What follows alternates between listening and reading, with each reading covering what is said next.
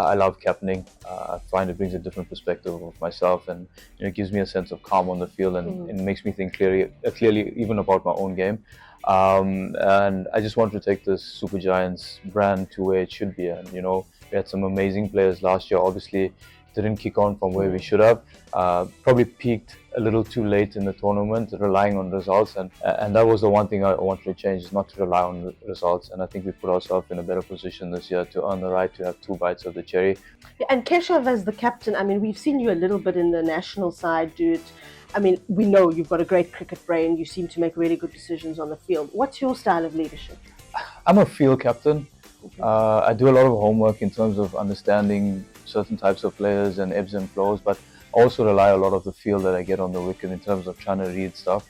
But having said that, for me, it's also about making sure my players are in the right frame of mind to execute, and I know how working call on various situations. So I do take the time to observe a lot of people and how they are, and learn those people skills, because I believe characters will win me trophies and not skill. So if I can bring out the character at the time, then I know then they'll take care of that role rather than the skill taking over. Can the character deliver under pressure? Probably yes. Can the skill deliver under pressure? Probably not. If that makes sense. That's my philosophy. And yeah, I think we've got a strong bunch of characters this year. If you look at it, with a few changes, we had some great leaders within our side. So, bouncing off people that have won World Cups in Stoinis and Nikki P and stuff. So it's been a blessing for me. I'm always trying to learn as a captain. I'm not a know-it-all. That's the last thing I believe. And I'm always open to advice. I think that's the one thing that sort of I'm slightly different to other people, is that I'm open to advice. I might not take the advice at times because I feel differently, but I'm very open-minded when it comes to that sort of thing. And two of the great characters, you've got Lance Klusener and Jonty Rhodes, both Durban boys. One of whom has now just walked into the room off camera. They're both characters themselves, Yes. and seem to bring a lot of excitement to it. What's it been like working with them? Especially, I suppose they're not really involved at any other level in the domestic game. Yeah, look, very contrasting characters. Jonty is full of energy, bouncing all over the place, where Lance is a very more relaxed, doesn't give too much away, poker face type guy.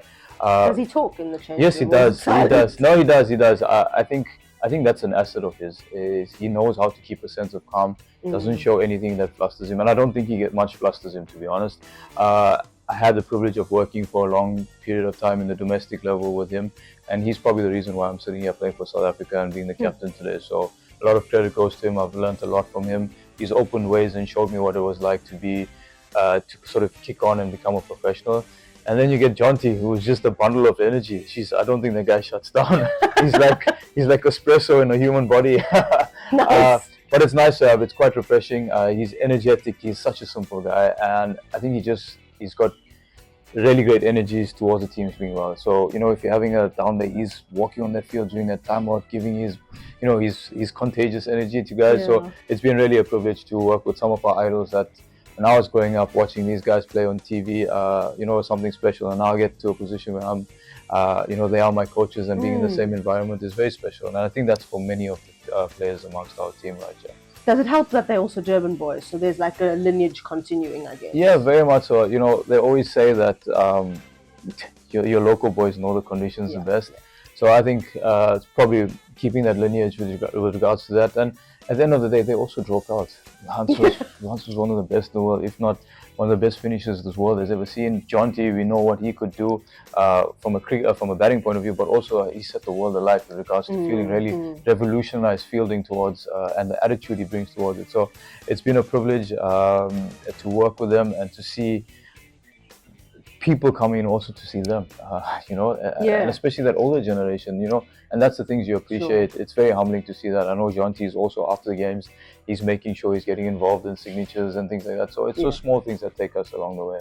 Is there something changing in the world of spin? Do you see like more left arm spinners, more leg spinners, different kinds of deliveries? Like what's happening there? Yeah, I think, to be honest, I think T20 cricket as finger spinners are not as recognized as much as your mystery spinners as they deem it. But I'm still passionate. I'm a huge die-hard fan of spin bowling. I love what I do. I can wake up at 1 o'clock in the morning if you want me to bowl, and I'll bowl. I don't have any issues. And I love helping youngsters to trust the art of spin bowling. We get caught up in the batters have more of a dominance in the T20 game. Yeah. Boundaries smaller, the new rules and all that stuff.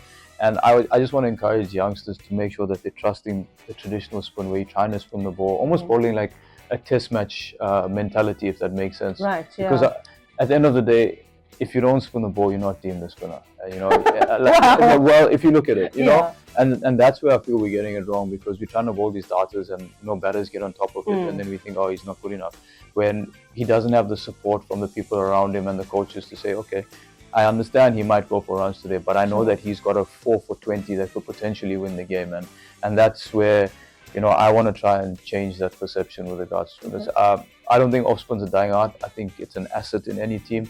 I still believe you need a relative amount of control in T20 cricket, because if you find a pot of gold on the wicket, you need someone who can be there consistently.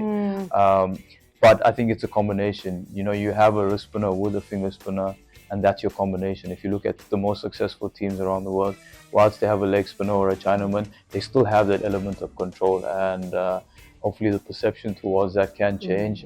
But also there needs to be some sort of coaching with regards to that going forward. I remember the first ball I bowled after injury, and I was like, geez, okay, it looks like 6 months wasn't there. You're like, you just felt like the ball. Really? Yeah, it was weird. I used to sit on the couch for hours just fiddling with the ball, so maybe that helped as well. But yeah, I think it's just, the blessing was that I'm just grateful to be on the field playing cricket again. Every time I just take the field, I always say thanks to be in a position, and I play with sort of freedom, if that makes sense. Were you scared that you might never play again when that happened? It did cross my mind. I'm not gonna lie. It did cross my mind, but I think I got over it very quickly when I said to myself, I need to play for the World Cup. Yeah, I need to get ready. This is, I probably would have been shattered in a way that I might not have got there, but I know I'd have given myself the best chance of being there. So yeah, I think it would have hurt, but I think that was extra motivation to get back on the field. And I had a good medical team around me that really played a part, at people supporting me all the time. But I think also the sacrifices that myself and my family made at the time was huge for me. And yeah, luckily then after that World Cup was looming over me, so that gave me extra motivation to do the right things for a sustained period of time. Obviously getting to the semi-final, it was a huge thing. I thought it was going to be that fairy tale story of winning a World Cup. Was not meant to be, but I think the cricket we played was phenomenal, and we bowed down without a fight. So I think it went down, and we were well received from the public coming back. I think there was a lot of hope that people drew from that, and hopefully we can build on that for World Cups to come. For yourself, I mean, you've got a lot of cricket left in you. We've seen that you come back from injury very quickly, and you seem to not lose any of your skill. What's the plan for the next few years? How much longer do you want to go for, and what do you want to achieve? Yeah, look, I'm very fortunate that I try to keep myself as fit and healthy as possible. Yeah, I still want to carry on playing for as long as I can. To be honest, my goal is to play international cricket till I'm 40. If I can How many years is that going to be now? Another, well, after Wednesday it will be another 6 years if I can. Okay. Yeah. Birthday as well. Yeah, especially the test format. Sure. I do love test cricket significantly. Look, if South Africa want me, I'm going to try go as long as possible, especially up until the 2027 World Cup in South Africa. Okay. I think that's my first goal to get there. Hopefully they don't look past me, and I still can put in performances that warrant a place there. And then we'll assess from there. Obviously, there's a T20 World Cup coming up. Hopefully, I can crack the nod there and play the next 3 ICC events. And I'll feel very unfulfilled if I don't win a World Cup, from that perspective. But having said that, I just want to give myself the best chance. Obviously, with the baby coming around, there's different priorities in life now.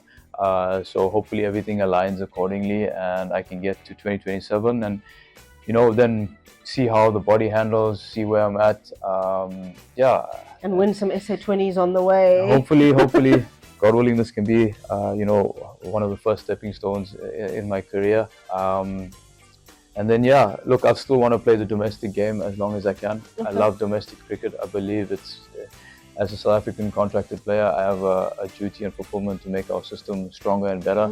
So being actively involved in that as much as possible, I'd love to do that, post my international career, maybe for a year or two.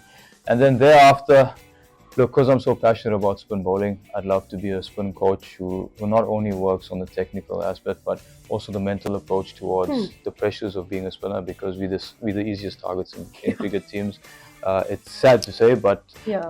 it is the reality of the situation, and I want to make sure that I'm fighting for spinners to be the first selection in the team. At least one. I believe that every condition around the world demands one spinner at least. So if I can do that, make our next generation a lot stronger, more street smart at a younger age, and basically adopt the brain of a 25-year-old at 19, then I think we're in the right direction with regards to spin.